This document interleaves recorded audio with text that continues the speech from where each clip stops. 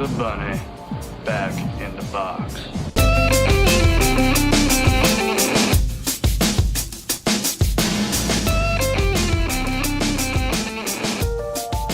Everybody, yeah, rock your body, yeah. Everybody, rock your body right.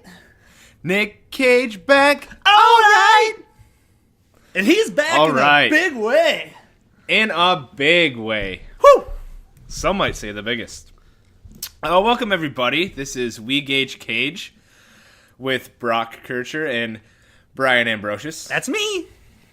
And we are here to watch through Nicolas Cage's oeuvre of movies from worst to best in an effort to gauge whether or not he's actually a good actor.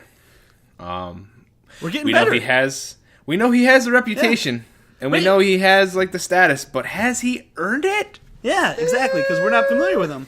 Hey, we're getting better. This is our third ep. We sure. finally remembered to remind people exactly what they're tuning in for, because the other times we just kind of get excited to sing. Sorry. I'm not sorry. As Demi Lovato would say, baby, I'm sorry. I'm not sorry. I can't follow you on that one. You don't know that song? Oh, it's kind of a good one. I mean, Hey! I'm sure it is. Speaking of pop artists, But though, every time you try to sing, you make something sound like a show tune, and I just don't No. understand it. like I told Brian you, has an uncanny ability to, he could sing like a death metal song, and it would sound like he's singing a Broadway show tune. like I told you, if I really tried, I could win American Idol. Oh my gosh. Yes, Brian has put this on the record that if he tried, you guys, if he really tried and actually, wanted to, he could be a good singer. I don't even understand. He could be a good singer. Most of the time I'm singing, it's, for the entertainment of other people, a la karaoke. And I'm more concerned about the show I'm putting on. When you go to karaoke and someone up there can sing, you're almost like, what the heck is this person doing here? I could have used a different word there. I'm trying to cut back on the F-bombs too, by the way. Yeah, so right up the top, a little bit of housekeeping. This is going to be a clean podcast, you guys. Clean. We both got moms. And in our first episode, I personally may have dropped the F your family comment. But by our third episode, we've matured. Yes. And we're talking a little different tune here. We're singing a different tune, if you will. We're getting better. So this is going to be a clean podcast. But also... So I don't know if can we just get it all out of our systems right now? Can I just take a deep breath? But also, in Deadfall, I mean, you could not drop the F-bombs for that one. But I did feel bad in Left Behind, because Left Behind, I don't think there was a single cuss in the whole movie, and I'm sitting here talking like a sailor. I'm fairly certain that Jordan Sparks says she's gonna shoot somebody in the effing face, in the flippin' face. Yeah. Now she's got the gun. Okay, I mean, I don't think there's any swears in the Wicker Man either, though. So, there's no need to swear. We're not going to swear. Absolutely swears in the Wicker Man. Is there? I think yes. Okay, actually, yes. So yes. I'm just going to get some out of my system. So, our super engineer Brian can cut this all out later. But oh God. Zeus's butthole! I was a little drunk. Plus, I was horny. I'm like a prickly pear. Underwear, fart, put I'm a prickly pear. butter lips. So what do you want me to do with that? I'm not good at... I'm editing, but I'm not, a professional. What do you want me to do with that now? I want you to lay a beep over it. Beep, beep, beep. Yeah, just one loud beep. Oh, man. Okay. All right, got it. I'll try. But yeah, hey, you found a Roomba alert. I did. That was me. Yeah, I just manipulated my voice. Look, I'm like a pro already. You can do a beep. You can do a beep. You wanted you wanted to talk about Taylor Swift for some reason. I did want to talk about Taylor Swift. Very badly want to talk about Taylor reason. Swift. Well, I wanted to lead up into it though. So last podcast, I think some things go a little unspoken. I don't know if anybody could sense this, but my energy level was not quite on par with Brian's, and it was not on par with the level of respect with and where Deadfall, where it needs to be for Deadfall and the movie. So it wasn't up there, and I'll explain why. So right before we hit record, I sat down in my uncomfortable desk chair, and I was getting ready to hit that record button, and all of a sudden a crash from outside the room, just right on the other side of the door, like from the living room, like erupts in my house, and I thought somebody was literally breaking in. Emily, my wife, screams. She just come home and she wasn't in the best mood, but she screams, and I'm thinking that somebody's breaking into the house and like attacking us. So I hop up, full fight mode. Maybe there was about 5 seconds between me getting up and actually running to go help. But full fight mode, get out on the other side of the door, and I find that it's just like some wrapping paper tubes that were leaning up against the wall, and it essentially slid down the wall and then crashed into the little like Scentsy, like hot wax, smelly stuff like that was plugged into the outlet. And so it crashed in the Scentsy, hot wax flew everywhere, and essentially like was on the carpet, and in the worst twist of fate, it had spilled on top of our beloved Roomba Gojira. Oh no! So now, our beloved third co-host of the podcast, Gojira, was covered in hot wax. So, where this is going is, I did not help clean up. I came back into the room once I sensed that we were not indeed in danger. I came back into the room and then sat down to record. So what you're hearing on the podcast is like the indomitable weight of guilt that is resting on my shoulders. And I think I was recording, for that entire hour and 30 minutes, with the full expectation for my wife to come in and scold me or interrupt and yell at me for not helping clean. Now, we're fine. Our marriage is great. We talked, we kissed, we made up. And to be clear, what you heard from me was 3 or 4 days of pent up Deadfall energy. Man, I was jacked. I was ready to go because that movie. I loved the movie. I loved it. Right before we record, it just was not a great time. How does this relate to Taylor Swift? I don't get it. So, the way that we kind of kissed and made up was that the next night I cooked dinner for Emily in a way of saying that I was sorry for not cleaning up the hot wax off the carpet.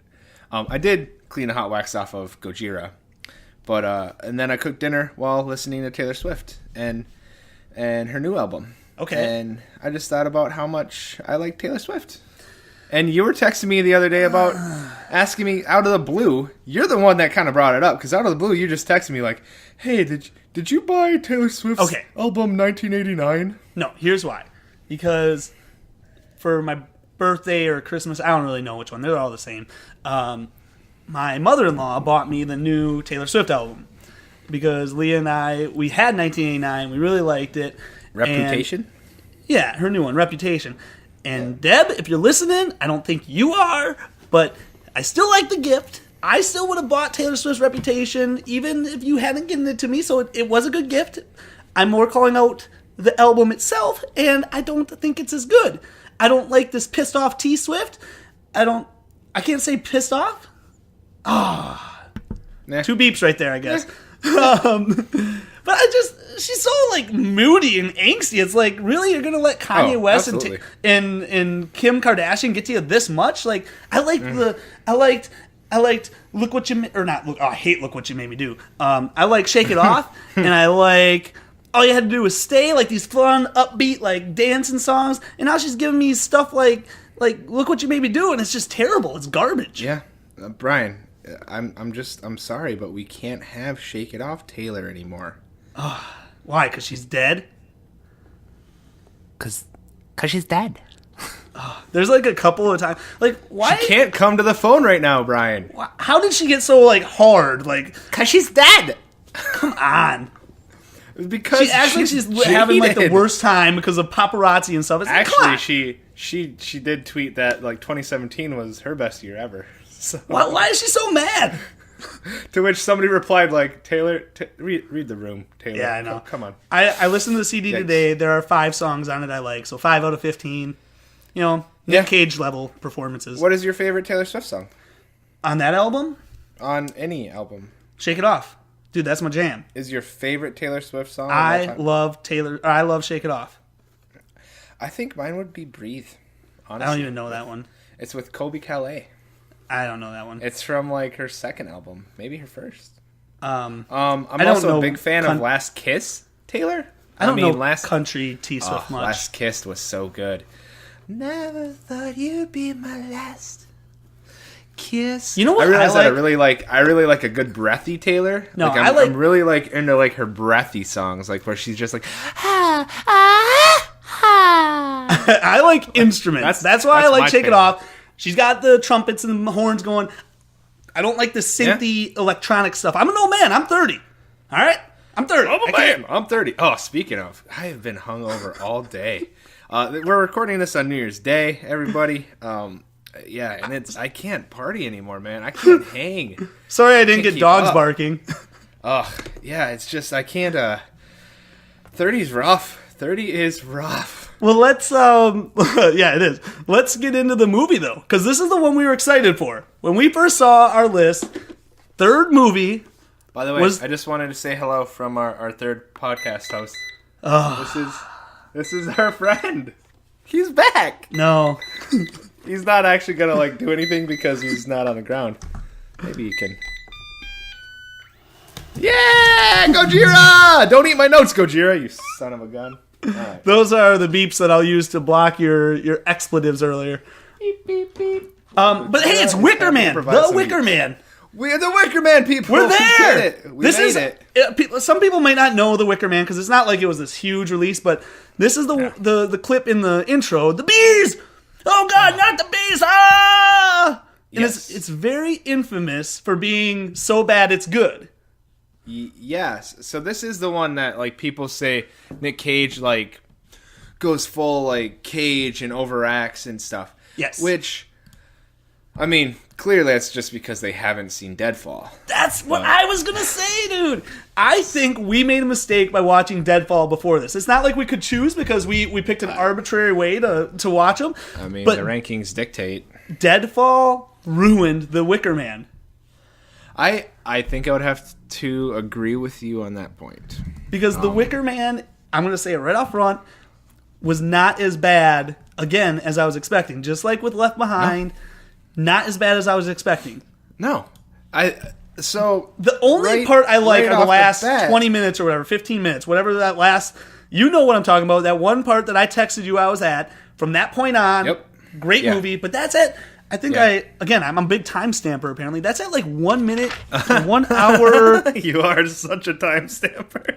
1 hour, 21 minutes in. So I had to watch 80 minutes of BS to get to some good stuff. Ugh. I don't know, God, man. what BS. Yeah, So let's kick it off.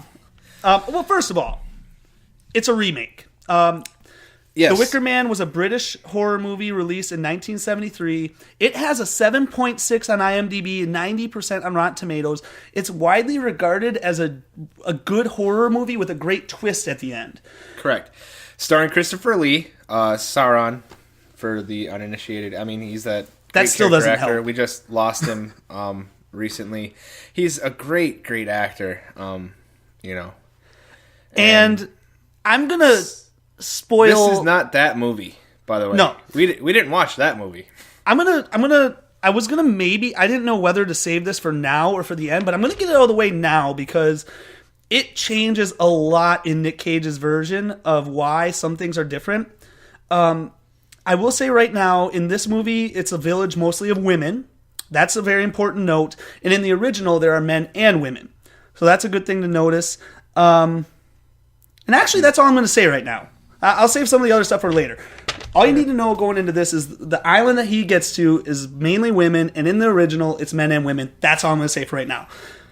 So let's kind of get it going, I guess. right? All right. So, guys, The Wicker Man, 2006. This movie is about a surprise party. What is this movie about? It's about a surprise party. I watched it. I don't know what it's about. No, it's about a surprise party. It's pretty simple. I mean, you know, have you ever been a part of a surprise party? I know I have. I know you have.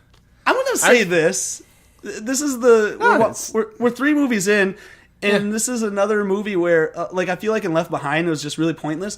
In this movie, a ton of pointless stuff. The whole first act, before he gets to Summer's Isle, is pointless. He's a cop. He witnesses a crash. With a girl wearing a red dress. He's a highway patrolman specifically. I think that's kind of important, I guess, is that he's a highway patrolman. He comes upon this, little girl throws a doll out a car window. And I think other people have done this movie before, or maybe, I don't know. This movie has a little more notoriety. Some people have heard of it, but we'll just try to recap it. So, little girl throws a doll out of a car window. It's a blonde mom and a blonde little girl. This is kind of important detail. Yes. She's wearing a red dress.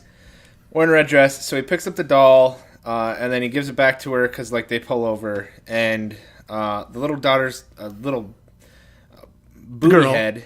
And throws it back out. She throws the doll back out into the road, so he's like, haha, yeah, I'll go get it. And as he turns around to go get it, the car gets, demolished by a semi-truck, and he, is trying to rescue them from the burning car. He really can only save the girl. That's all he can see. There's flames growing and stuff. But then there's a big explosion. Nic Cage is knocked back. We cut to the next day. Basically, another cop comes over and says, they don't know who they were. There was no registration. They couldn't find the bodies. Found the bodies. And, Nicolas Cage is basically having flashbacks and, nightmares, so he can't function without pills. This is more Nicolas Cage popping pills. Which he does in such a weird manner. I don't know. Anyway. No, he does it better in Deadfall, though, with the hand open. Yeah, he doesn't do it like a child this time. At least he kind of... Brock, do you pop... first of all, he raw dogs pills. That's that's the one thing, is that he's raw dogging them. I don't know. Can I tell you just...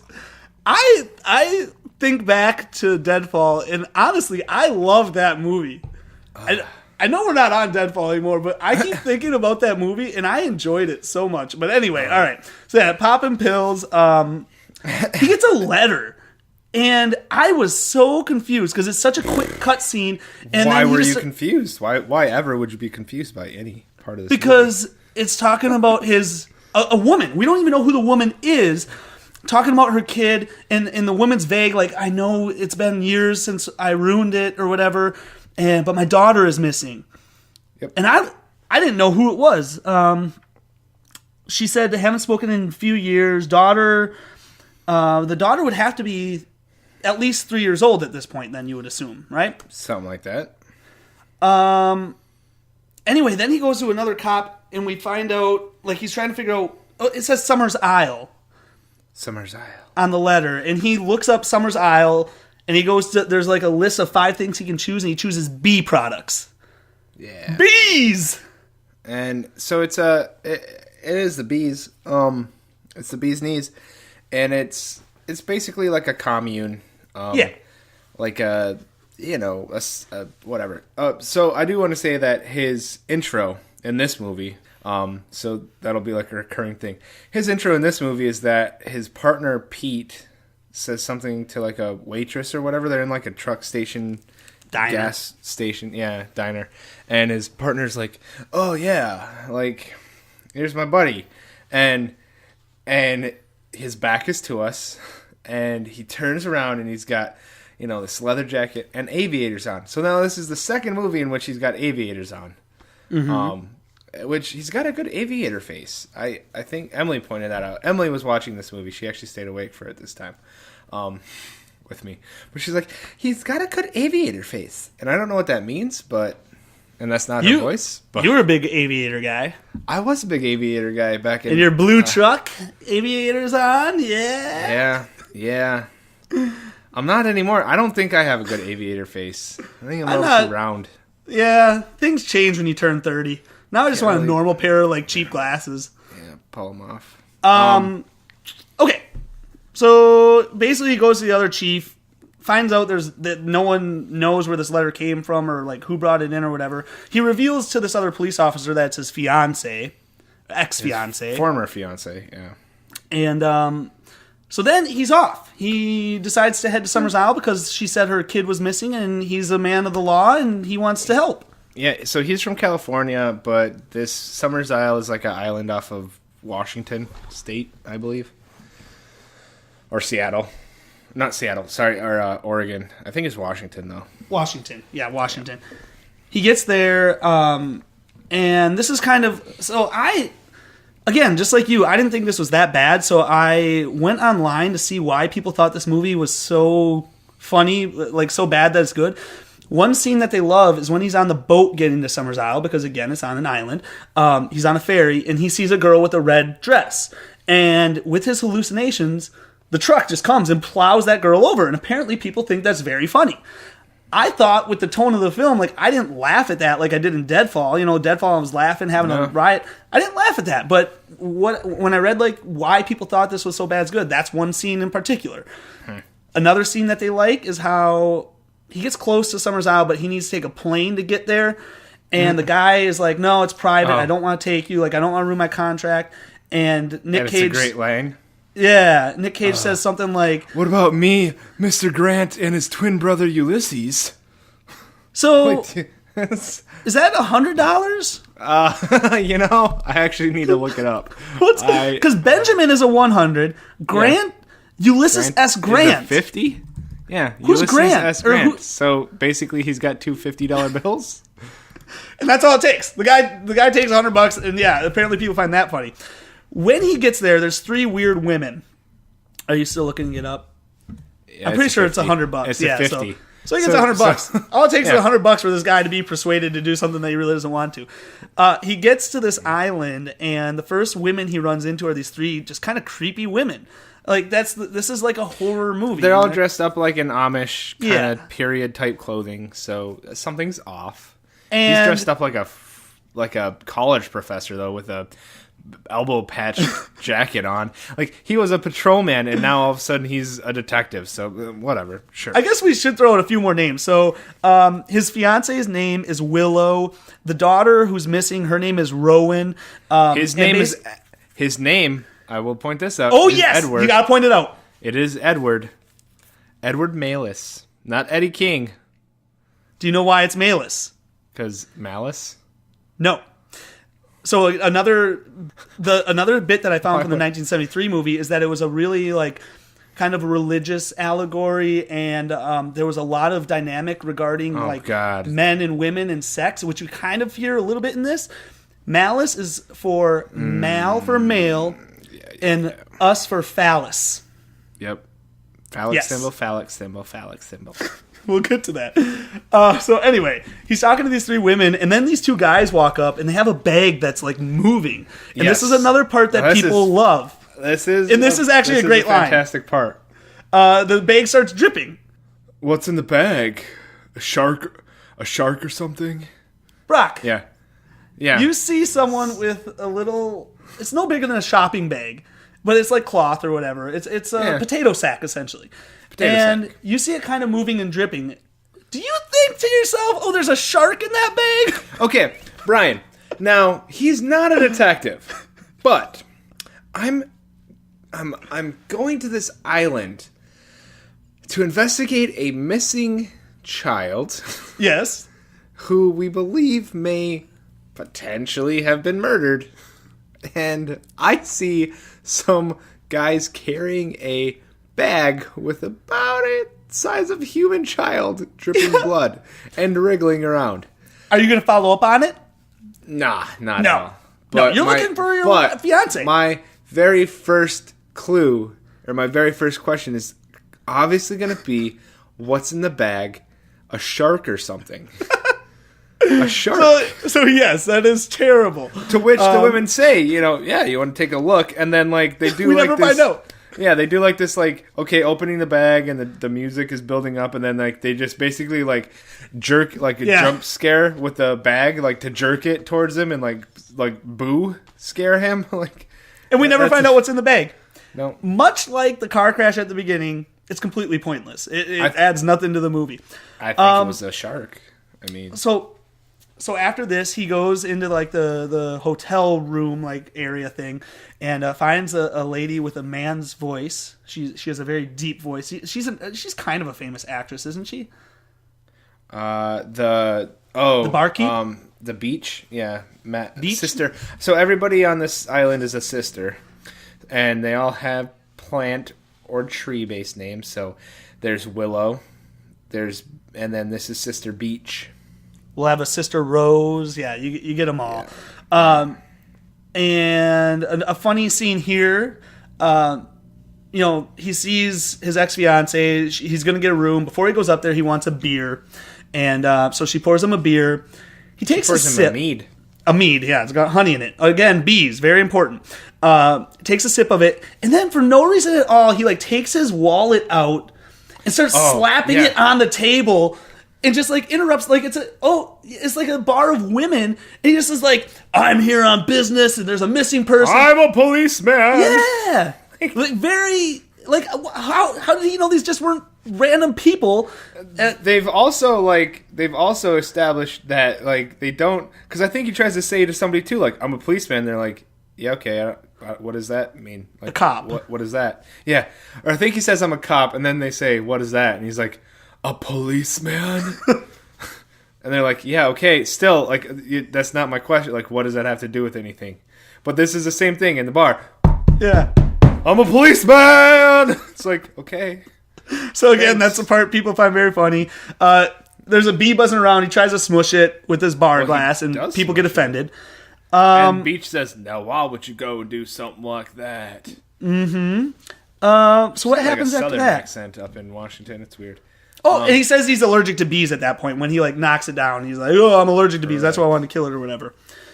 I will say that once we see Willow, his fiance, the lip injections on this island are on point.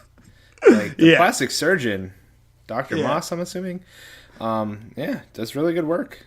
Yeah, she definitely had something done. Lippy McLipperson. He talks to her. Basically, she just says not to believe anything. Like, they're all liars. That night, this creepy twin old ladies come in. Oh, the twins. I love the twins, dude. They're creepy. And twins. And there's a lot of twins in this movie. I was going to ask you. No, there's tons of twins. There's some sort of theme with twins. So this is another movie with twins. They're themes. They're running themes through a lot of Nic Cage movies. I was just going to say, I could tell that they were twins this time. But I'm going to ask you before we do the big reveal or whatever. Like, I was starting to formulate what I thought was going on because I didn't know anything about this movie, and I thought the twins meant something. Mm-hmm. I'll just put that out right now. I thought that Rowan, like once I started seeing all these twins, I thought that Willow, his fiance, I thought that she had a twin, and this was the twin, and it wasn't actually Willow, and this twin was just messing with him to try to get him to come out there and like help her find her child. So that's what I thought was going to happen. Like, it was a big twin reveal. Like, oh no, this I'm not actually Willow, I'm her twin, and it ended up not being that. No, that doesn't pay off. I think the only reason that there are so many twins is that it has something to do with fertility, I guess. I don't know. Yeah, it's big into fertility. That's where I would go with that. There were like multiple sets of twins. I don't think we ever get the creepy old twins' names, though. They kind of reminded me of like the old twins from The Simpsons, the ants. Yes, that's a good one. They're blind, by the way. They can't see. They're blind twins, but they know how to. Those twins like to party, man. Yeah, I know for sure that those twins like to party, because you call them creepy, but I think they're just having fun. They're at the pub. Yeah, they're at the pub having some beers, having some meads. That night he has another vision. People find the visions funny. I don't know why. I thought they were visions. Like, sure, they're pointless, but whatever. Whatever. I don't know why anybody would find that funny. I don't know why a lot of this He keeps flashing back. Now, we have no idea what that car accident has to do with this island at all. It doesn't at have all. anything. Except that they're blonde. Okay, so here's the thing. Willow is blonde. Rowan is blonde. That little girl and her mom were blonde. There's red dress of blondes, and like the little girls, tend to wear red dresses or red sweaters. But why does it keep going back to the car crash? It has nothing to do with, as we'll find out later, it has nothing to do with Rowan. But he keeps flashing back to it. I don't know. It's weird. Yeah, he's a tortured soul. Sure, I guess. He sees Rowan actually running around outside. He wakes up at midnight, has hallucination because the creepy old lady said that tomorrow the Wicker Man is coming. Mm-hmm. You know, so that night he has a hallucination. Wakes up at midnight, sees Rowan. She runs to a creepy barn. He can't find her. He falls through the barn. Yeah. Who's the barkeep's helper? The one that I told you about on The Bachelor. Lily Sobieski. I found out her name is Sister Honey. So we're going to call her Sister Honey. And the next day he wakes up, he goes down. The next day he goes down and... what, is it too hard for you to say Lily Sobieski every time? Yeah. I try to use character names. Unless it was Nic Cage, I just say Nic Cage. Yep. Keep going. Sorry. So the next day he's having honey, or he wants honey for his tea, whatever. They're out of honey. Yeah, and he wants honey, and he's for his got tea. like a bottle of like generic store brand, that bear honey. He's like, why do you have store brand? I thought honey is like something that you have. And Sister Honey tells him, no, like we had a bad crop this last year. Like you don't get any of the Emperor's honey. And he's like, all right. Now, here's my... And so then he's like, okay, well... And she's like, I could try to find you some sugar. And he's like, yes, please. Or whatever. But, like, he doesn't even say yes, please. He says, like, yeah, that'd be great, or whatever. He's being a jerk. A little jerk face. No, here's the thing. This is not a B&B. And they don't want him there. So, like, he's treating these guys like they're waiting on him. But, like... This is not his, like, bed and breakfast. It's not just, like, a hotel lobby that he can come down and, like, demand that they give him tea for his, like, tea or anything at all. I don't know why they're serving him. And, like, just because they're being, like, normal, nice humans and he's being a dick. But he's, like, this is not a bed and breakfast for anybody. They've made it clear that this is a private island, that he's intruding, even though he's a policeman on official business, like... He doesn't just get to, like, make demands. I was very put off by that. Yeah, he's a dick. I can say dick, right? Yeah, no. He's a real Richard. He's a real Richard, yeah. Richard, short name. On the back wall, there's photos of, like, 100 girls at a ceremony. The bottom one, the one from last year, is broken. Keep going. He finds out, oh God, he finds out that that's Rowan. Well, they don't say that it's Rowan, but he puts it together like, oh, that's the last one is broken, bad crop, that's Rowan. And they say, what? I don't remember what their excuse is. She just said it broke last night. She's like, it broke last night. I don't know if you described this very well because you just said there's a photos of 100 girls on the wall. So there are 100 photos of little girls dressed in dresses, like standing in these little flower crop circles because it's like little girls during their fertility ceremonies, and they all get like a photo each year for their fertility ceremony. And so the most recent year that like picture was removed. They're like 5 years old. When you say little girls, I mean they're not like babies. They're 5 or so. Yeah. So he figures out, that's Rowan. So he goes outside and he goes by Sister Honey, who's chopping wood, and she basically. Yeah, she's got, like, a deal, though. Like, she's a space cadet. I didn't understand this part. Because she tells him where Willow is, so he's going to head to the school, because that's where she's at. But she says, like, when you leave, can you take me with you? Yeah. So does she hate it there? Does she really want to go? I didn't get that part. Probably. I mean, I just have what the boss is Lily Sobieski's deal. Yeah, because then at the end of the movie, there's something, and... I don't know. No, she just, I mean, she wants to get off. She's got a wild spirit, much like Willow has a wild spirit. So the next scene is actually kind of funny because he walks into this classroom, just girls again. No, we haven't had any interaction with men on this island. Yes, we have. The fishermen who are holding the bag of shark. Not an interaction. They didn't talk. True. So he goes to the school. It's all little girls. And he walks in, and the teacher says, what does man represent in his purest form? And a couple of the girls... What's that? Well, yeah. No. Keep going. A couple of girls just wanted to say it together. Oh, okay. Ready? Phallic symbol. Phallic symbol. They said phallic symbol twice. Yep. And then Nick makes That's what man represents in his purest form. Yeah, and Nick's like, oh, school has changed since I was young. Yeah, he laughs. He's like, and then the teacher yells at him and says, how dare you come in here and scare my children? Which I'm like, were they scared? All he did was laugh. See, this again, there were twins in there. So that's why my twin theory, I was like, oh, the twins, here they go. A couple more twins. And, spoiler, the teacher, Miss Rose, Sister Rose, is also a twin. That's what I'm saying. It has no payoff whatsoever, but she just is. And I figured that out. Again, I'm figuring out the twins.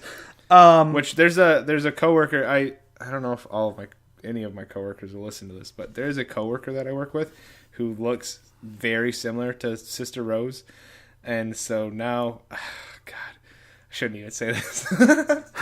Now, whenever I see her, she's like in a meeting, I'm gonna like repress the urge to just be like, phallic symbol. Nice. He passes around a picture of Rowan. No, all of them pretend they don't know her. He forcefully gets the attendance record out, which, why does this place have an attendance record, by the way? They don't need one. They're small. But anyway, he sees Rowan's name on there, but it's crossed out. And then he points to all the children, and this is another part people love. Oh, yeah, this one is great. What does he say exactly? Did you write it down? Yep. I'm a policeman! See my badge! It's like, he's constantly obsessed with telling people that he's a policeman. That was when he entered or whatever. Like, that was shortly after he entered. This was after he, like, turns to him and calls him a bunch of liars. Well, yeah, but I'm a policeman. See my badge? It's like, yeah, nobody cares, dude. You care, but nobody else here cares that you're a policeman.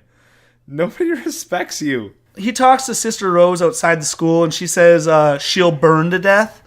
And then he's like, wait, what did you say? And then she's like, exactly what I meant. She burned to death. Like, she changes the wording just a little bit. So again, just kind of playing with him like, wait, is she dead? Is she not? It sounds like she's going to be Rose burned. Rose tells him that Rowan is dead, and that if she existed, they would know of her. Now, like, she's like making this very clear, but like she's speaking in somewhat riddles, but like being very specific in the words that she's choosing. And he does like yell out at all the children. She's like, "You're a dirty liar! I'm just trying to help your little classmate. Yeah, you're lying to me." So I don't remember that part. Well, yeah, he like calls them all liars or whatever. Well, yeah, that's what I was saying. Like, that's after he found out on the attendance log. Yeah. Anyway, then he meets up with Rowan, and Rowan reveals, dun dun dun, Rowan. it's his child. No, he meets up with Willow. You mean? But yeah. Oh, sorry. Well, Willow. Yeah. Oh, I wrote Rowan. Yeah, all these flowers. Finds out it's his child. I don't know. I have a curse word written in my notes. I say, dude, forget about Willow and her games. I'm like, she doesn't finish sentences. She just says words. Yeah. Like, yes, they're English words, but they have no connections to like the words before them or after them. And she was weird. Doesn't finish any of her sentences, and it's just like, come on. It was almost like she was brainwashed, and like she has like these like she stares parts off of into the the distance or like into different corners of the room that like we can't see what she's seeing. I don't know. She's just a weirdo. So what happens after that? So then he goes down to the dock because he sees a plane come in, and he's like, I'm gonna go use his radio to call for help. So he runs down to the dock, and he's like chilling out on the dock waiting for the guy to come in or like come back, and he starts having more flashbacks, but like flashbacks / dreams. And so one of the dreams is that like he sees under the dock like some floating blonde hair, and he thinks it's Rowan. So in his dream, he like jumps in the water or whatever and like grabs her, but then he wakes up and he's like, oh, Jar's awake or whatever, and then looks down and he's holding Rowan's corpse, which is a dream within a dream. And so he wakes up from that one and he's like, oh, back on the dock again. And then he's like, oh, having dreams again. Better raw dog another pill. For some reason, people loved the flashbacks. Like those are things that they said were funny. I don't know. I didn't think it was that. I don't think they're funny. It's weird. Yeah, they were pointless, but I didn't think... I'm not laughing at it. Sure. So then he swims to the plane and he finds that the radio has been unhooked and like the plane's been tampered with. Yeah. After that, he meets up with the physician who Dr. Moss. Dr. Moss? The island's like physician, doctor / photographer. Yes. And he asks, well, first of all, he sees a book on there that says like ancient ritual passage. Sure.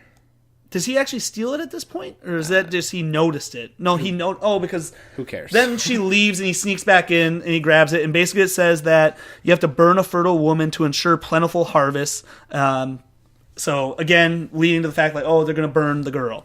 Sure. Yeah, it makes them think that they need to burn a sacrifice in order to ensure another harvest. I do have a note that he kisses Willow like he smells a fart. like he kisses her with like the weirdest kind of face. Like it's just like it's really... How would you kiss your ex-fiance who you haven't seen in 3 years and now you've seen her for 1 day and she's been very suspicious? How would you kiss her? Well, with those lip injections, I don't know if I could.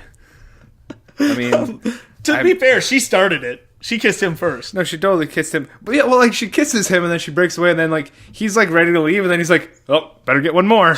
Like goes back, but he kisses her like he smells a fart. It's real bad. So he leaves the physician. He tries to help some men put. Why would he help the men put the logs on the trailer? Because that's, again, like he knows they're going to burn her, so why is he helping them? But basically this is where he realizes that the men can't talk. Yeah. Because the logs almost fall on him, whatever. So he figures out men can't talk.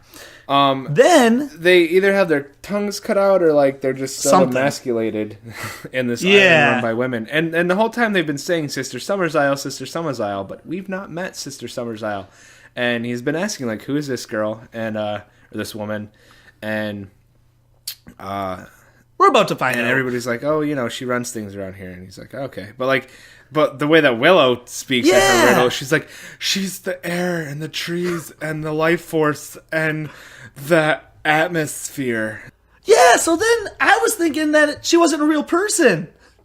Willow, you aren't helping anybody.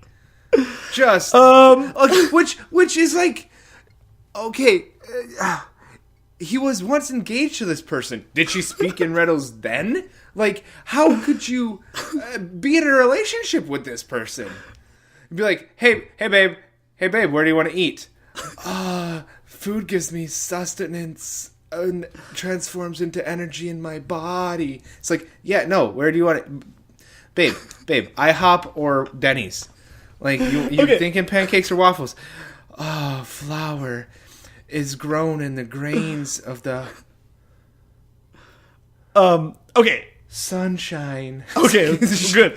One other thing, I don't know if you could hear, I listened on my headphones, so I don't know if I picked it up more, but throughout this movie, we're about an hour in, because again, I have a timestamp, and there are several moments where there's like kids crying in the background, like when he's like searching for Rowan. I had the subtitles on the whole time, yeah.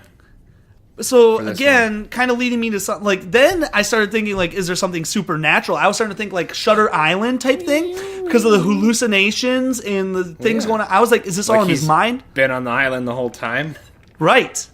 So I was starting to think that too. So that was another theory that I had. Yeah.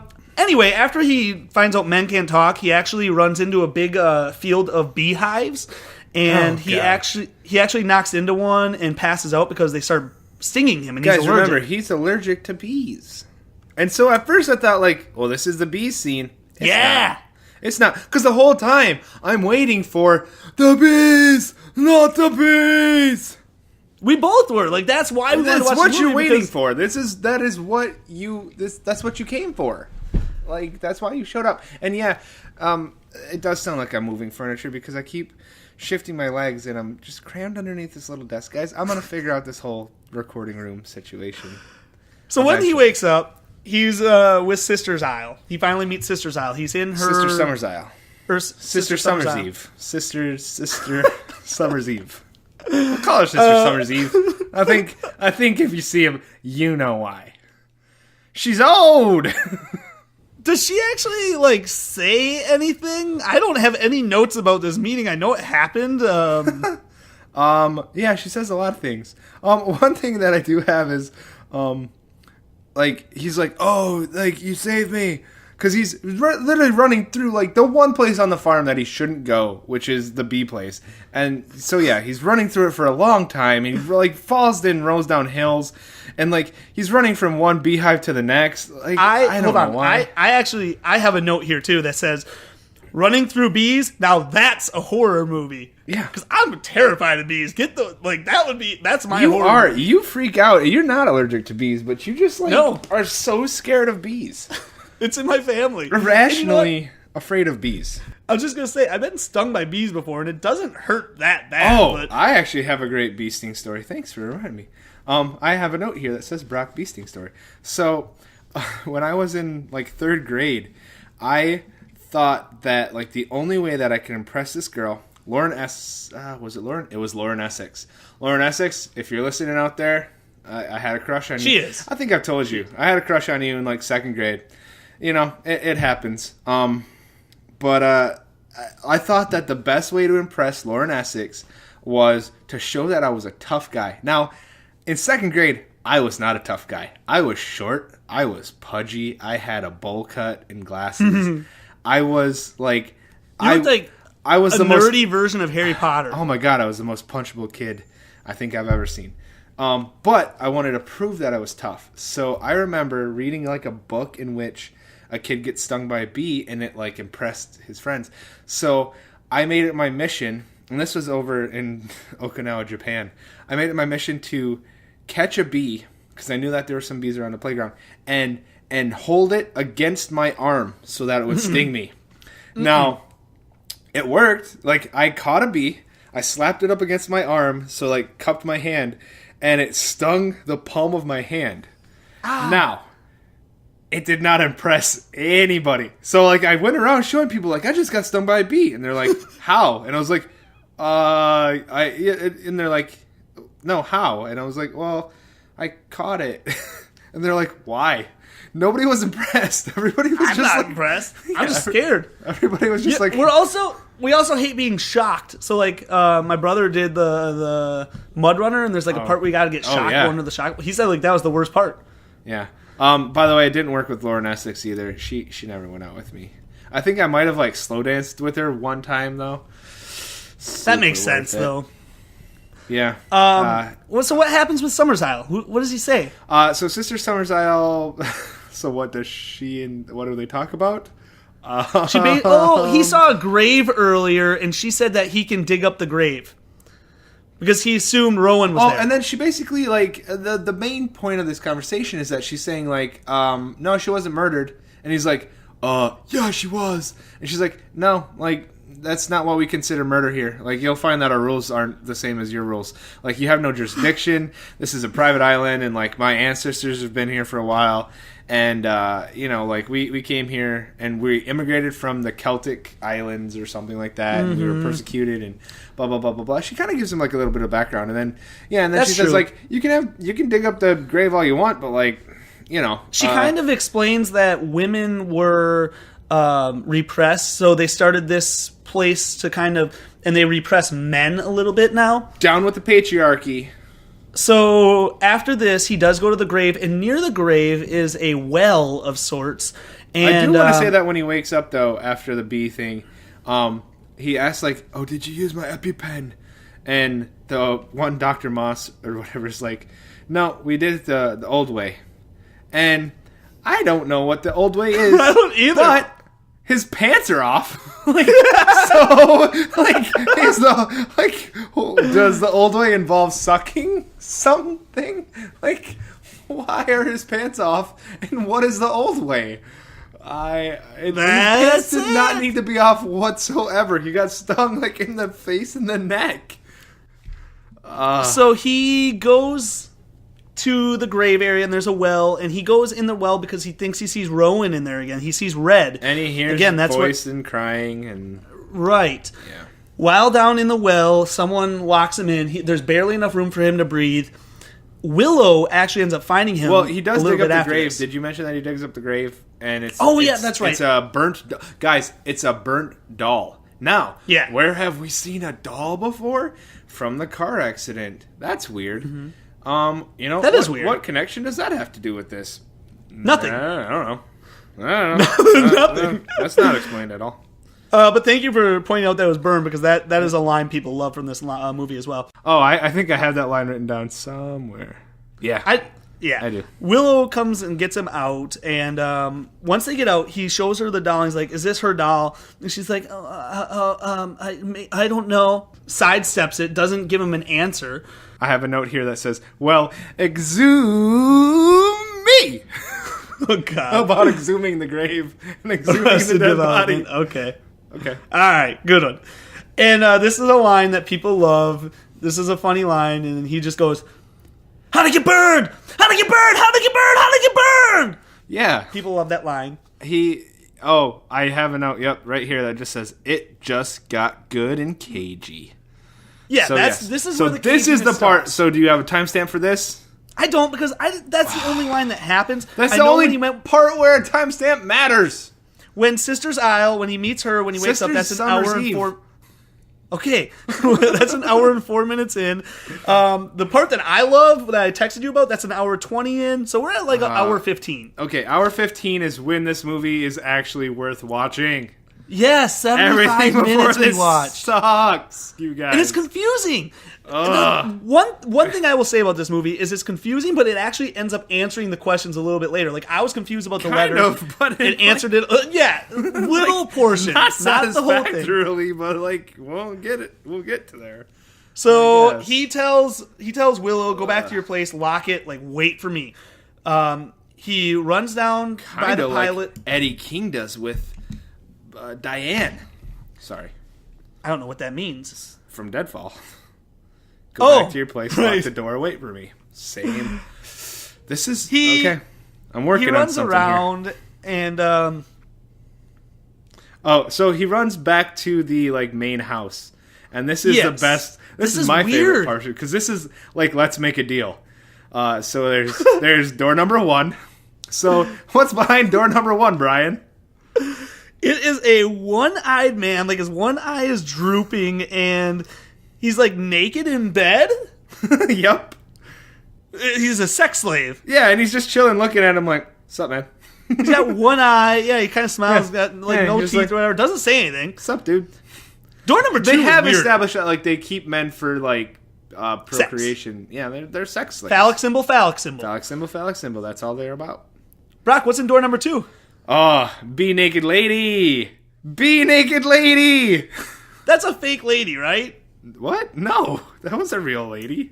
I know they want us to think it's a real lady, but like her expression was too stoic. I've heard of a bare naked lady, but a be naked lady? That's ridiculous. Did you write that down? Yes, absolutely wrote it down. You know what? That's a good one. I like that joke. Nice. I'm glad you said it. Nice.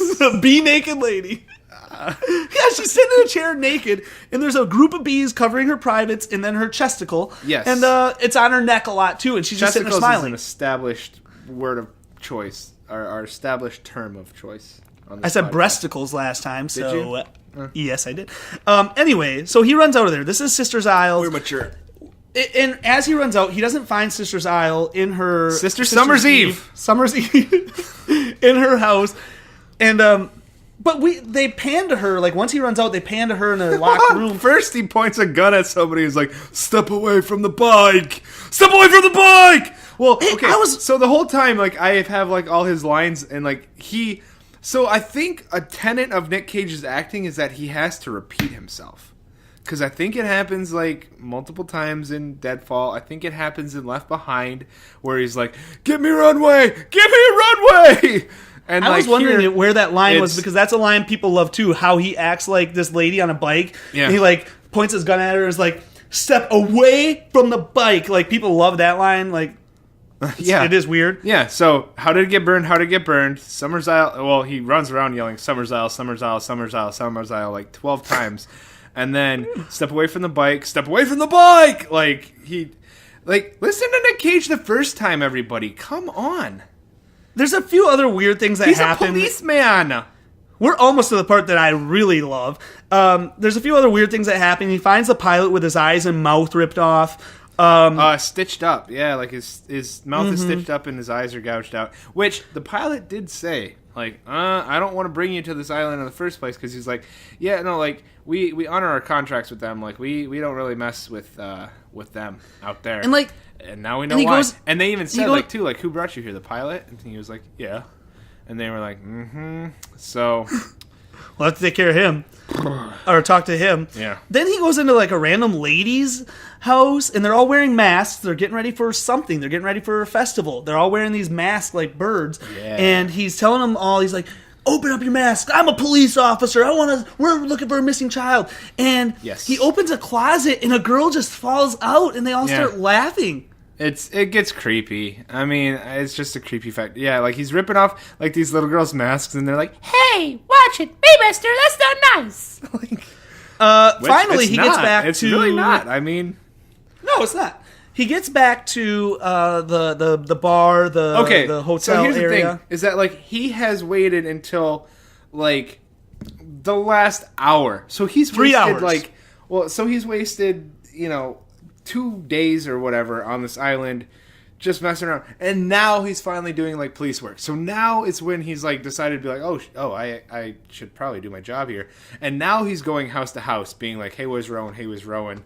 And going, this is where like, it gets casing good. the place. I think before in the bar too, he says something like, "I'm a policeman. I'm gonna question every single one of you by the time I'm done here." And it's like, okay, yeah, that was earlier. He does not do that.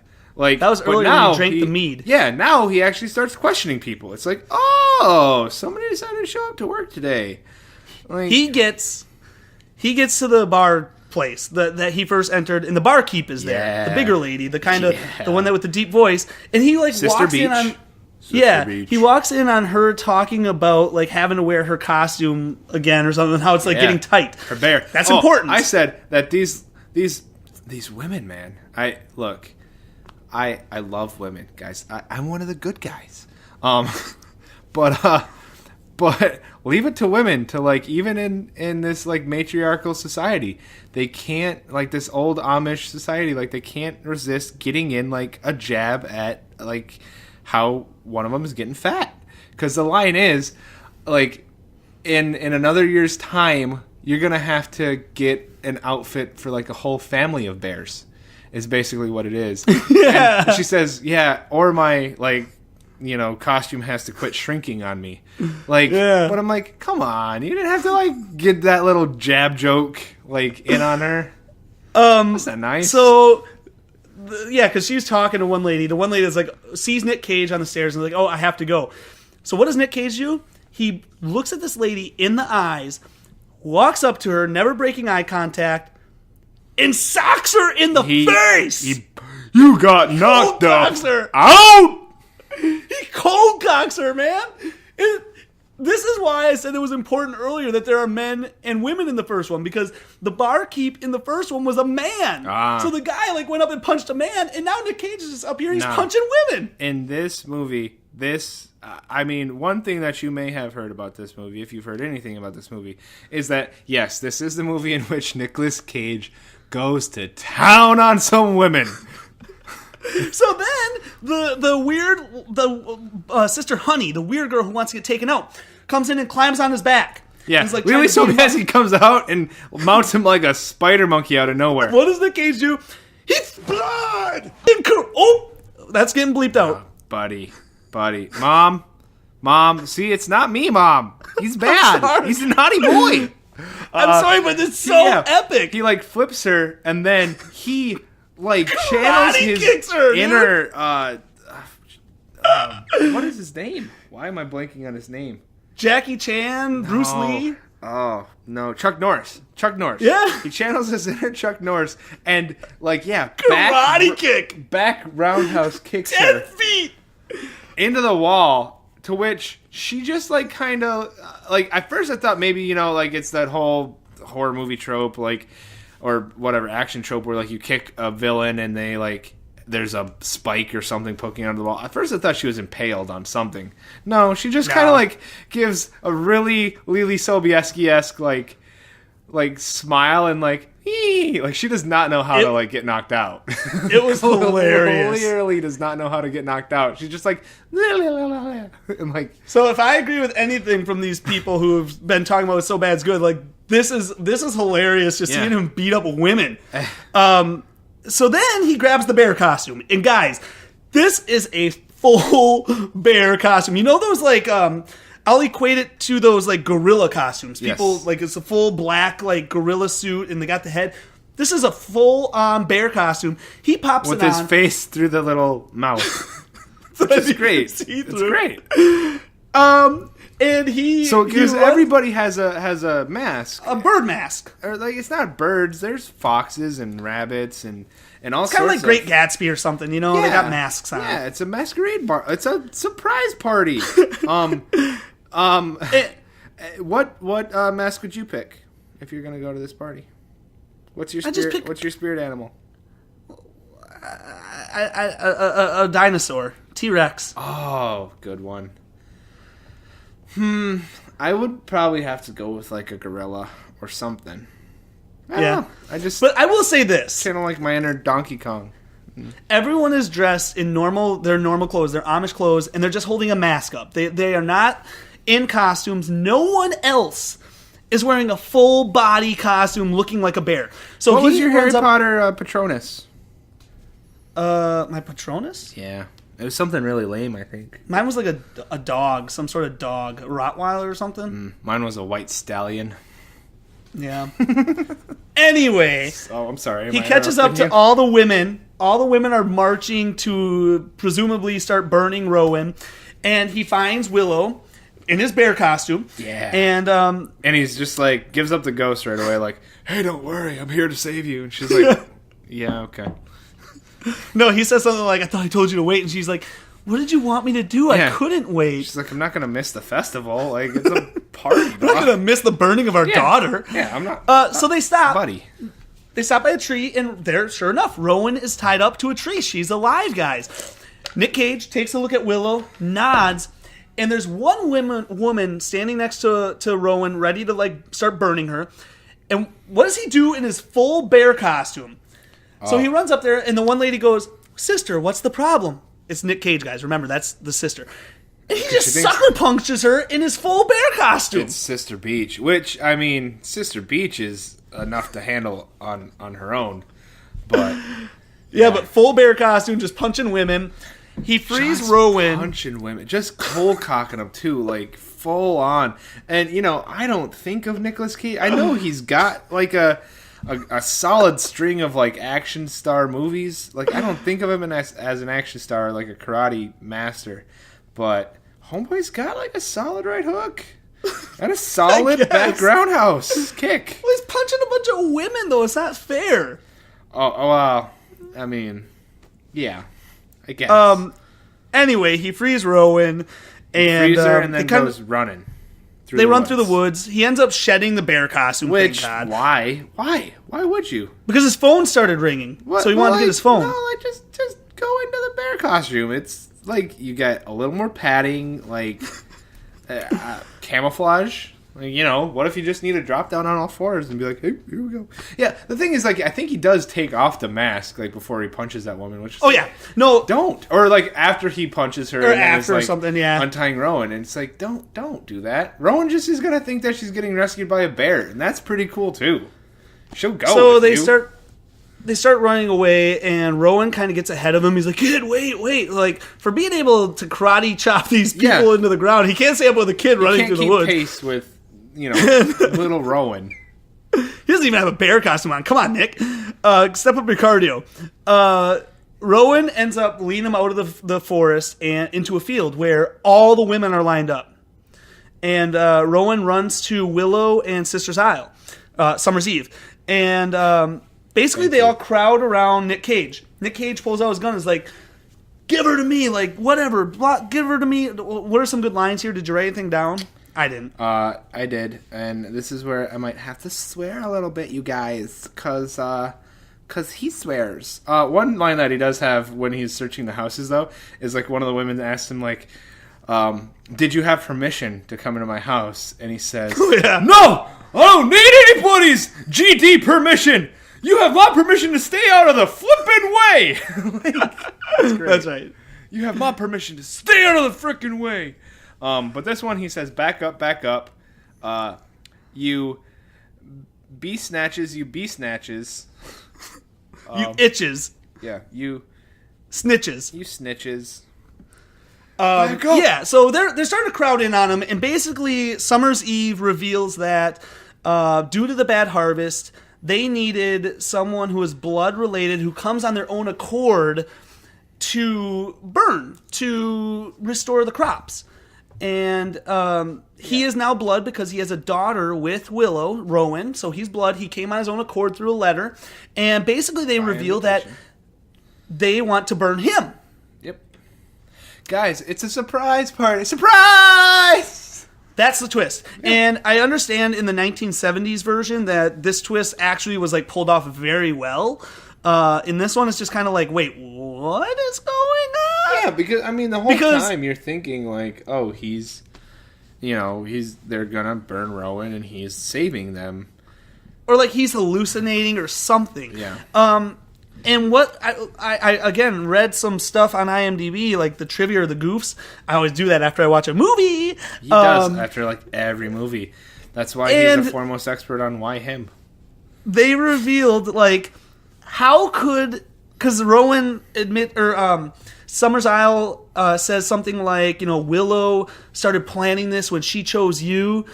Their crops were bad for 1 year, and she met Nic Cage like at least 3 or 4 years ago. So Summers.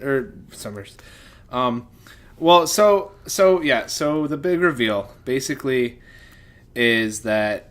So I don't think you picked up on this the way that you've been talking about this movie. Is that like they go out and they find men to trap them like as like an insurance policy, I think, against bad crops.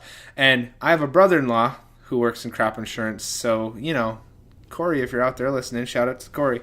There's kind of keep this in mind. It's a good crop insurance policy. Just find some blood relatives to burn every now and then in a bad year. So they go out and they find these men for crop insurance, and then so like basically they found Nic Cage.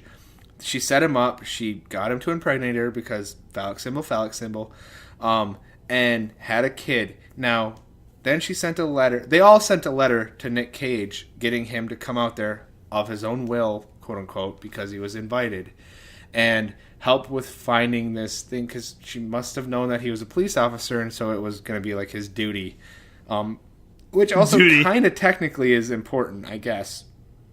And so he comes out there and they set it up for this festival. And and they basically just like goad him into getting to the festival so that they can burn him alive instead. So they start crowding in on him, and he is trying to karate kick his way out of this, you guys. It pulls out to a wide 80 shot, people. And they're all just circling around him, and he just starts, but he's not Neo in the Matrix, you guys. He gets eventually piled on top of and does not superhumanly shoot up into the air and get out. This part is weird. Like you said, they kind of pan away. Okay. And they're showing the crowd. This part is weird. And then they cut to Summer's Isle and all the ladies like walking up to somewhere. They're all walking on a trail, but in the got noise, a big canvas burlap. Oh yes. Sorry. But the noise is just like Nic Cage screaming. All ADR off screen. So ADR is like is when you record something in studio and then they put it in later, kind of over like a narration or something. Yep. So that's where we said like Deadfall. It sounded like everything was ADR. Everything was like basically re-recorded off screen, and then they like try to sync it up with the lips. later. But But this is all just This doesn't make sense. recorded off screen, and then like his voice off screen while they're walking, Beating him up. Yeah, They're like beating him up, and you hear like a loud so he's slam, saying, and you're like, so what the this heck is where was he's that? also saying like, "Back up, you bitches! Killing me won't bring back your gosh darn honey." And then- my leg. Yes! My leg! That's a SpongeBob reference. My leg! And then, I'm not one of you! I don't believe in your god! And then he's like, oh my god! And again, we don't know what's going on. He's just We just yelling see- this off screen. We see people walking. That's it. But I love the my leg. Yeah. Like if you watch enough Oh, SpongeBob, my leg. that's a very common thing in SpongeBob. And then guys, okay, finally, like after all Or that it's screaming, which basically was like Austin Powers, where like yeah. Will Ferrell's character falls down. He's like, I broke my leg. I'm gonna try to stand on the other one. Oh no! Oh no! This one's broken too. It's that so- level though of like off Stupidity. like Yeah. yelling.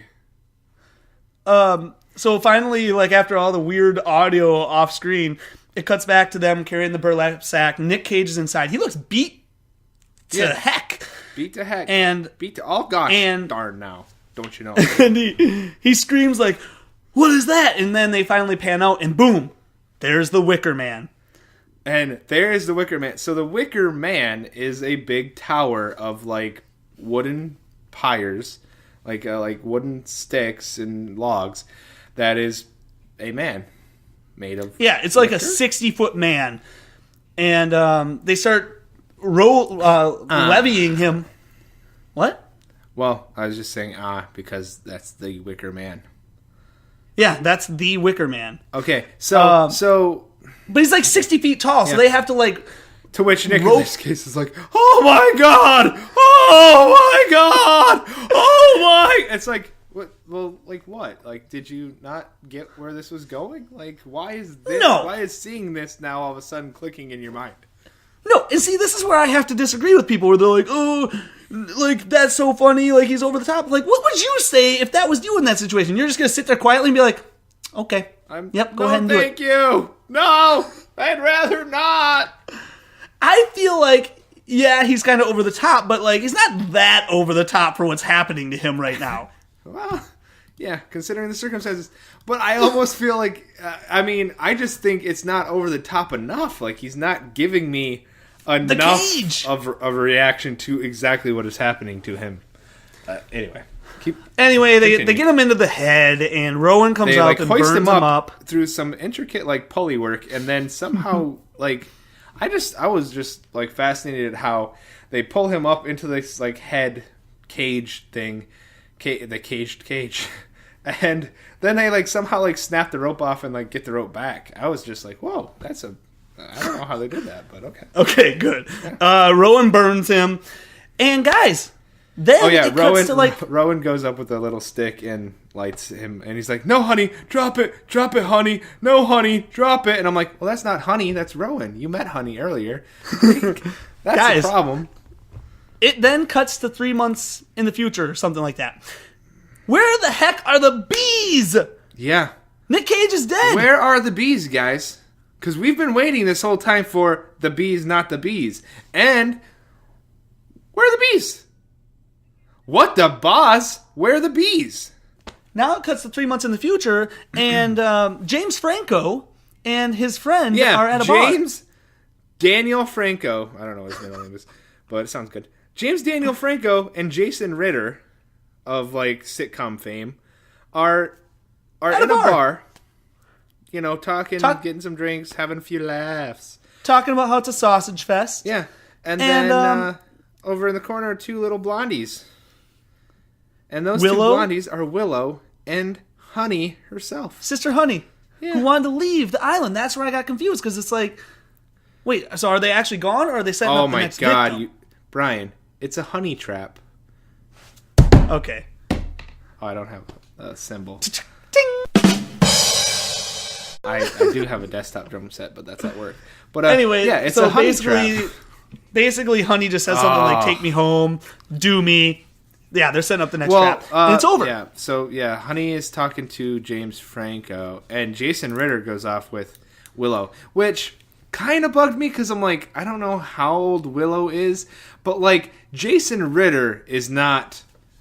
Am I to believe that Jason Ritter is on par with Nicolas Cage? Because Nicolas Cage is, like, 50, and Jason Ritter's, Willow had like, work done, though. 26. Yeah, those lip injections are holding up, but, like, she's still a cougar. Maybe he's just into cougars. I don't know. I didn't think she looked that old. Not that old, but, like, old enough. She's got an 8-year-old daughter. Yeah, so then the movie's over. So you texted me, because we started watching almost the same time. And you texted me when you were done. You're like, hey, where you at? And I was like, dude, he just punched the barkeep in the face. Yeah, and I was like, ooh. I was like, yes. And you're like, yes, it's getting good. And then you said, hey, when you're done, though, I got to send you something. And immediately when he started burning on fire and it cut to 3 months in the future, I texted you. I was like, where are the bees, man? To Where which are the bees? I sent a clip, because right after I got done, I went straight to YouTube and put Wicker Man alternate ending, and I got a clip that says Wicker Man torture scene, or like Wicker Man alternate ending. So, yeah, guys, there's a theatrical version, which we watched, and then there's an alternate ending, which, for whatever reason, was cut out. Now, I get, like, if they had to maybe make, like, a rating, and I apologize for not looking into the lore. Brian apparently looked at all the lore behind this, so he can probably tell you exactly why. No, I don't know. So Because they have all the audio, but they just don't have the images. So now, and so what we heard with them breaking his legs and stuff, that is the alternate immediately ending. after that. Yeah, but that's the torture, and that's where they put the bee thing on him, and they shove the bees in So there, then in his let's head. jump back in time to the alternate ending. So the alternate ending is basically like that scene where they start circling around him, and then they get him, and that's when he's yelling, and we see him yelling, "You bitches, killing me won't bring back your gosh darn honey." And then she says, "Well, I think it will," or something like that, just like casually. He's like, "Well, yeah, I think it will." And then they break both of his legs with a hammer, which we see. And yeah, now we see it. So now we hear him say, "Ah, my leg," which makes perfect sense as we see his legs get broken. And that explains why he can't, like, crawl out of the Wicker Man, like cage or anything, because he can't move. And then they bring over this, like, just a weird head thing. Like, it's not even like an encased, like I don't know, cage or whatever. It's just like a wicker, like, bird cage, basically, and they put that on his head, and then they have a funnel, and then they pour bees in the funnel to, like, surround his head, and that's where we get the infamous, no, the bees, not the bees, oh no, oh god, no, oh my eyes, oh, they're in my eyes, oh no, oh god, no, and, like, Which, again, he is allergic to them, so why wouldn't he react in that way? Exactly. But I love the fact that, like, he yells, "My eyes, no, my eyes," and you look, and it's like, they could have put some bees by his eyes. There's no bees by his eyes. Like, they're crawling in his mouth, but there's no bees. Like, on screen, there are no bees going into his eyes. And maybe it's because his reaction was so bad that they cut it. It's not really an alternate ending. It's just a torture It's just scene. an extended cut. Yeah, a torture scene that they didn't put in. And I mean, you can argue that it's because it's a torture scene and, like, they showed the legs breaking kind of thing. And again, they might have had to get past some censors or something. But I mean, guys, this is what we came for. You can't just, like, not have that scene. It made me hate the movie more than I already hated it, based off, like, the confusing plot and the, like, I agree it's a bad movie, but I don't think it's in the so bad it's good category like Deadfall is. Yeah. That's where my problem with it is. Like, after I watched it, I did not have the same excitement as I had with Deadfall. Mm-mm. So I'm very disappointed in this movie, if I'm being honest. Yeah.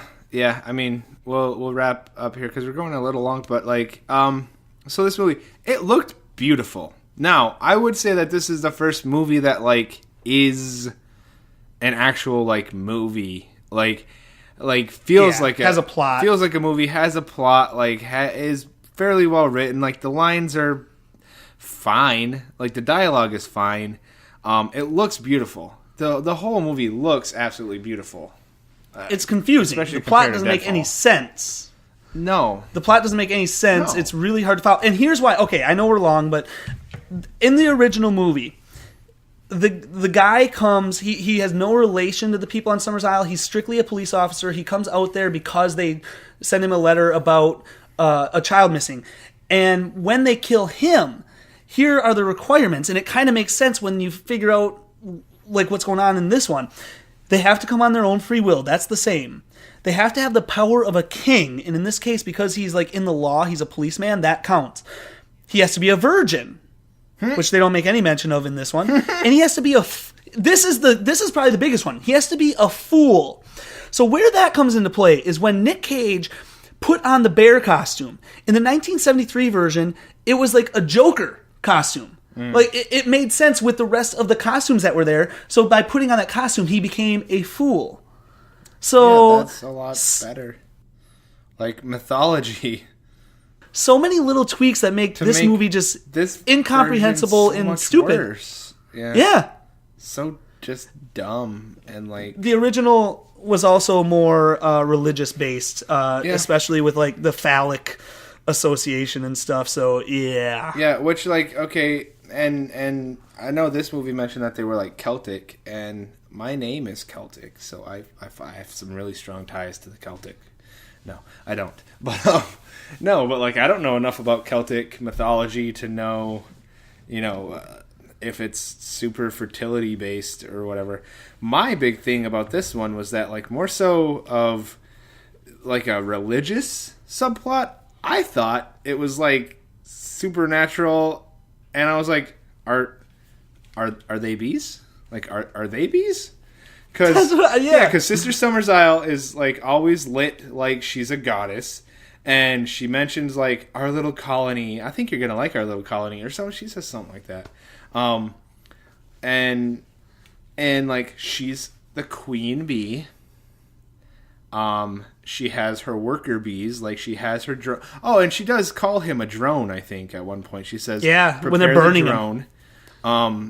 Which burn the drone, burn the drone. I think Emily was like, they're drones? And I'm like, no, not those kind of drones.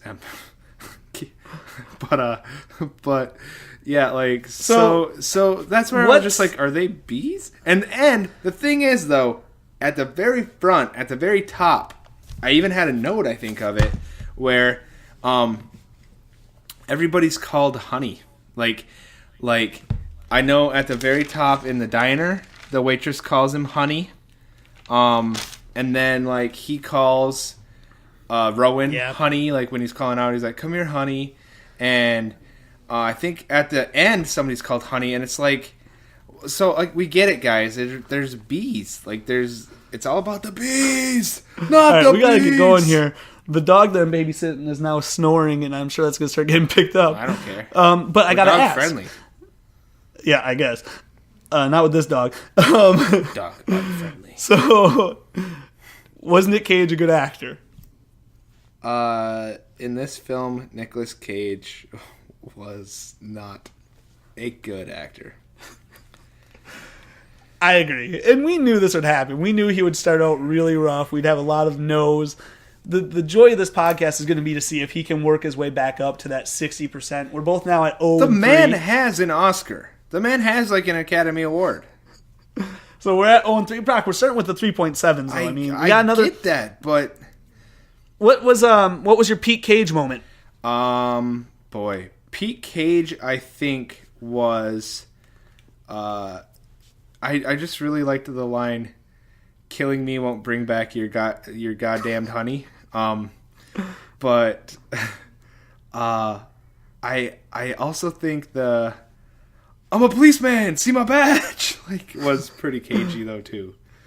My Pete Cage moment is when he sucker punched the barkeep and then karate kicked Sister Honey. That part made me laugh, made me giggle. Yeah. I think like the cagiest though was my like the "I'm a policeman, see my badge." I know, Doesn't matter. The part that I enjoyed the most is when he's beating up the women. Well, I mean, I think that's just the peak moment of this film, but that's not when he's. Hey, man, he's proven himself to be kind of actiony, so I can pick that as my Cage moment. And so when you're asking like whether he's a good actor, like I just don't like no, because he's not a good actor. Do I think somebody else would have done better? Like, okay, would Jake Gyllenhaal in this same role have like done a better job?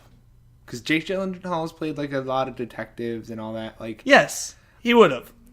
I would have to imagine so. You know, or like would Denzel in the same role? I don't know. You give Denzel like the same material, and does he do better with it? Or is this like is this also considered like one of Denzel's crappiest movies if you put Denzel in the same situation?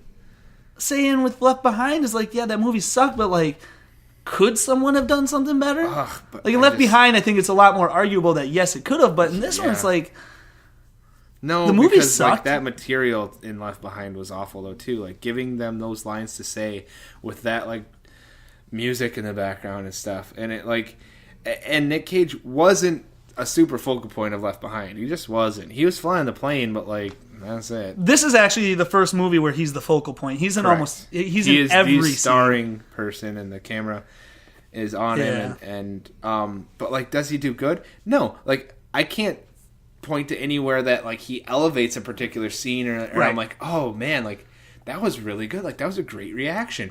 I don't think he has that. I don't think he has that in his repertoire.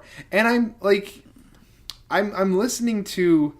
Oh, Emily found like. We were watching it through this like app or whatever, and she found this like interview with him where he's shooting like a new movie, I think, and he says something like, you know, when I get a script and I look at a character, I always want to say that like a character should always ask more questions than give answers, and you should always be left with more questions than answers. And I'm like, yeah, that kind of explains your acting style right then and there.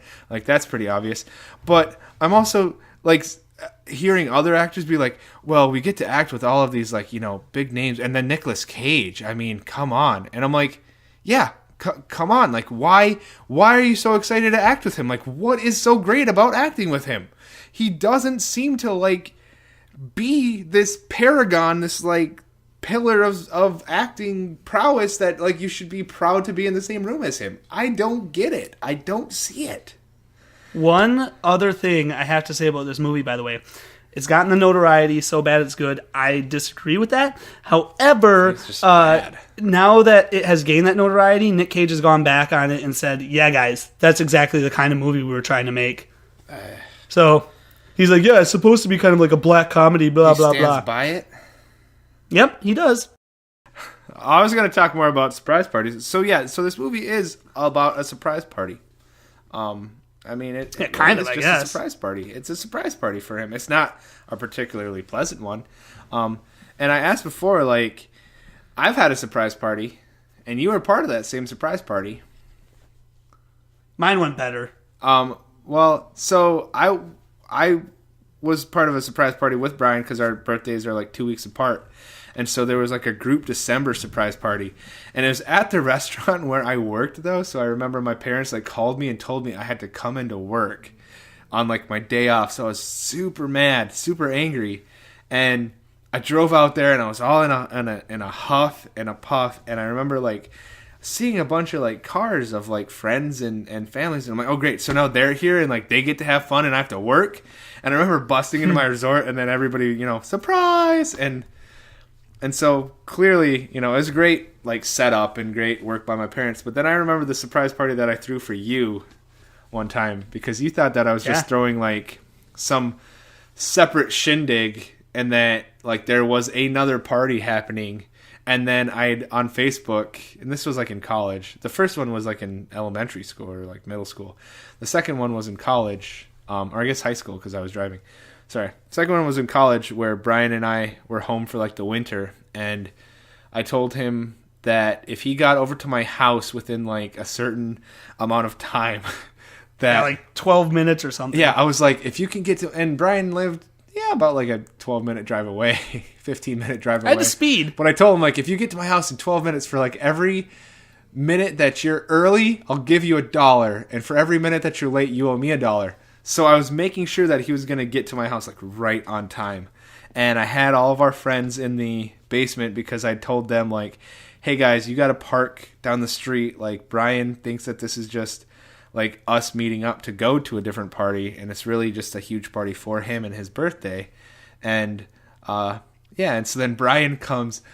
I remember like speeding up, rings the doorbell a bunch of times, comes running in the house, flies downstairs because we're all hiding out in the basement, and he throws the keys like at my face for his car. He's like, "There, I made it exactly like 7:42. I win!" And like he like yells at me, and I'm just like quiet for a second, and then finally everybody jumped out and yelled surprise. And I want to say that you were genuinely scared when everybody came. I did. Like, That's why I threw my keys. Is when they all jumped surprised. I like instinctually threw my keys at you.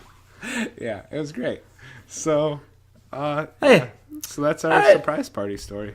So, Well, next week we have the Bureau. What is it? the Humanity Bureau, The Humanity Bureau, which is it was released like 2 months ago. yeah, so it is a good 2017 luck to film us. that apparently has not caught on.